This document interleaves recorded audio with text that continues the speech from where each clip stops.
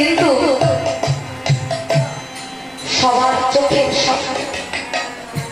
আজকে যে আশ্রমে আমরা এসেছি, এই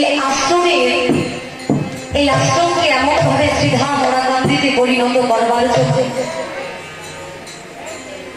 আমাদের বাবা যে সাপ, যে আশাটি কেমন তার জীবন চলে গেল। ছোট থেকে বড় হতে হতে যৌবন পেরিয়ে প্রায় বার্ধক্যের দিকে রওনা হয়েছে।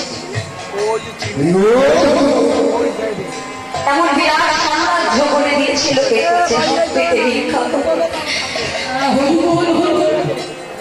ভাবতে হবে এমন কাউকে জগতে আনেননি যে এই সাম্রাজ্যের অধীশ্বর তিনি হবেন। করছে কাদের জন্য? আমার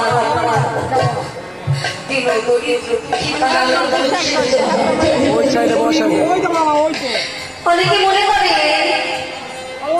চিন্ময় বিষয়ে সারাটা বছর ঘুরে বেড়ায়। অনেকের মনে ভাবনা হতে পারে এত অর্থ ভক্তরা দেয়, সেই অর্থ দিয়ে কি হয়?